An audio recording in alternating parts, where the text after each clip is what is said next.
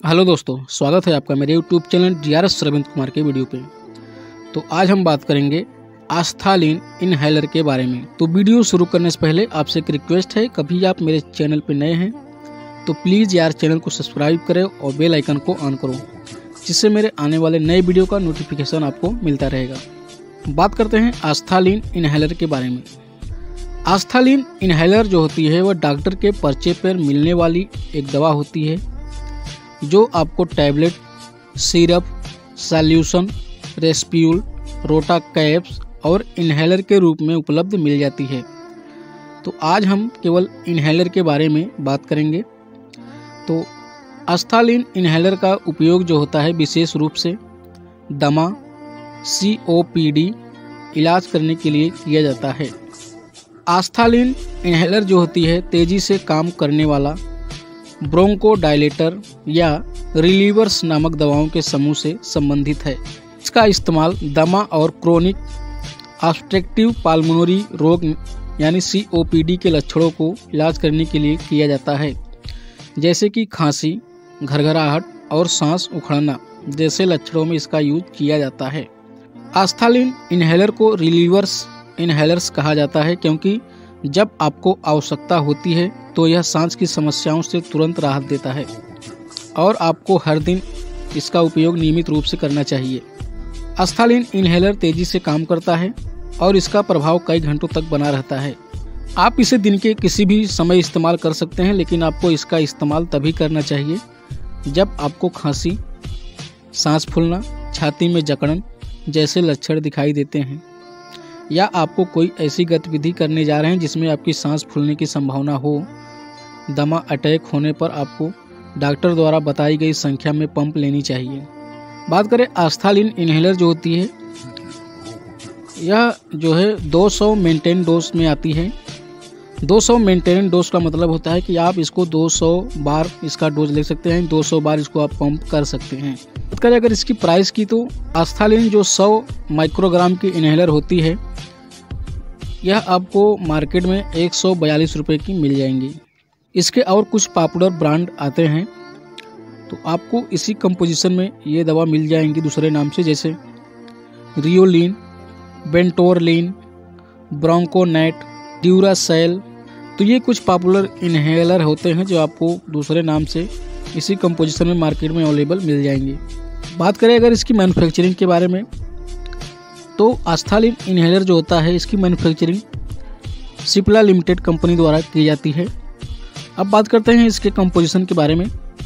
तो इसमें एक ही कंपोजिशन होता है, सल्ब्यूटामॉल। तो सल्ब्यूटामॉल आपको प्रत्येक एक्चुएशन डिलीवर्स में, यानी अगर आप एक बार पंप लेते हैं तो उसमें कितना माइक्रोग्राम आपको सल्ब्यूटामॉल मिल जाएगा, तो आपको 100 माइक्रोग्राम सल्ब्यूटामॉल एक पंप यानी एक डिलीवर लेने पे आपको मिलता है। अब बात करते हैं आस्थालीन इनहेलर के मुख्य इस्तेमाल और इसके क्या बेनिफिट होते हैं। आस्थालीन इनहेलर का जो यूज होता है दमा और COPD में इसका उपचार किया जाता है। अगर आस्थालीन इनहेलर को एक्सरसाइज या कुछ ट्रिगर्स के संपर्क में आने से पहले लिया जाता है तो यह दमा की अटैक की शुरुआत को रोकने में मदद करता है। यह दवा आपको वीजिंग, खांसी और सांस लेने की परेशानी जैसे लक्षणों की चिंता किए बिना अधिक स्वतंत्र रूप से व्यायाम करने में मदद करेगी। इससे आप अपने लक्षणों को बढ़ाने वाली बातों की चिंता किए बगैर बेफिक्र होकर अपने जीवन को जी सकते हैं। आस्थालीन इनहेलर जैसे ब्रोंकोडायलेटर आपके फेफड़ों की वायु नालिकाओं को खुला रखने में मदद करता है। वे इन एयरवे के मांसपेशियों को आराम देकर काम करता है।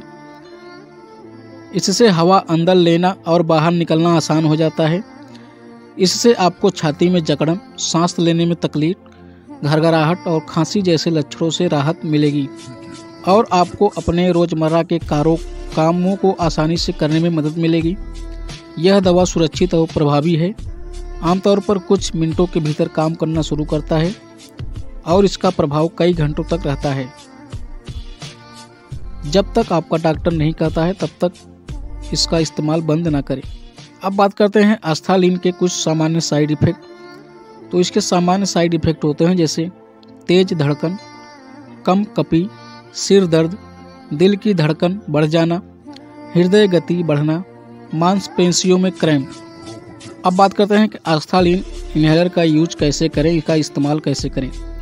तो इस्तेमाल करने के पहले आप अच्छी तरह से जो इसमें इंफॉर्मेशन, जो इसमें लेबल है, उसको अच्छी तरह से पढ़ लें। तो करना क्या है कि आपको सबसे पहले इन्हेलर को हिलाएं। जब आप मुंह से सांस ले रहे हैं, इन्हेलर को नीचे दबाएं, जिससे एक बार दवा निकल जाती है और फिर 10 सेकंड तक अपनी सांस रोक कर रखें। जब तक आप डॉक्टर द्वारा बताई गई संख्या तक पंप नहीं लेते हैं, तब तक आप दोहराते रहें। उसके बाद पानी के साथ अच्छी तरह से कुल्ला करें और फिर पानी को थूक दें। अब बात करते हैं आस्थालीन इन्हेलर किस प्रकार काम करता है।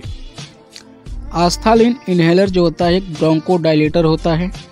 यह वायु मार्गों की मांसपेशियों को आराम देकर और वायु मार्ग के विस्तारित करके, यानी उनके वायु मार्ग जो होती हैं, एयरवे जो होती है, उनकी जो वेसल्स होती हैं उसको आराम देती है, जिससे सांस लेने में आसानी हो जाती है। अब बात करते हैं इसके कंट्राइंडिकेशन के बारे में, यानी किस बीमारी में आपको आस्थालीन इन्हेलर लेने से सावधानियां बरतनी चाहिए, जैसे शुगर, पोटेशियम की कमी, गुर्दे की बीमारी, हृदय रोग और दमा। तो इन सब रोगों में आप इस दवा को लेने से परहेज करें और अपने डॉक्टर से कंसल्ट जरूर करें। अब बात करते हैं इसके इंट्रैक्शन के बारे में, यानी किस दवाओं के साथ इसको नहीं लेना चाहिए, जैसे बेक्लोमेटासोन, बीटामेथासोन, डेफ्लेजाकार्ड। तो इन सब दवाओं के साथ इसको नहीं लेना चाहिए। अब बात करते हैं इससे कुछ रिलेटेड वार्निंग। तो अगर आप शराब का सेवन करते हैं तो आप अपने डॉक्टर को बताए अनुसार आप इस इन्हेलर का यूज करें। अगर आप प्रेग्नेंट हैं तो आस्थालीन इन्हेलर का इस्तेमाल करना असुरक्षित हो सकता है, तो आप अपने डॉक्टर से कंसल्ट करके ही इस दवा का यूज करें। अगर आप ब्रेस्ट फीडिंग करा रही हैं, स्तनपान करा रही हैं, तो आस्थालीन इन्हेलर को इस्तेमाल आपके लिए सुरक्षित है, लेकिन फिर भी आप अपने डॉक्टर से कंसल्ट करके ही इस दवा का यूज करें। अगर आपको किडनी और लीवर की जैसी समस्या है तो आप अपने डॉक्टर से कंसल्ट करके ही इस इन्हेलर का यूज करें। अब बात कर लेते हैं इसके कुछ खास टिप्स के बारे में। आस्थालीन इन्हेलर का उपयोग अस्थमा और क्रोनिक ऑब्स्ट्रक्टिव पाल्मोनरी डिजीज यानी COPD के लक्षणों जैसे कि खांसी, घरघराहट और सांस फूलने जैसी समस्या के इलाज में किया जाता है। आपका डॉक्टर नियमित रूप से आपको खून में पोटेशियम के स्तर पर नज़र रख सकता है, यानी इस दवा को लेने से आपके पोटेशियम लेवल कम हो सकती है, इसलिए आप हमेशा अपनी पोटेशियम लेवल जांच कराते रहें। अगर आपको किडनी, लीवर जैसी समस्या है तो अपने डॉक्टर को कंसल्ट करें। तो ये था आज का रिव्यू हमारा आस्थालीन इन्हेलर के बारे में। तो वीडियो कैसा लगा आप हमें कमेंट करके ज़रूर बताएं, और हमारे चैनल पर पहली बार आए हैं तो चैनल को सब्सक्राइब करें, वीडियो को लाइक करें, शेयर करें। मिलते हैं अगले वीडियो में, तब तक के लिए नमस्कार, धन्यवाद, टेक केयर।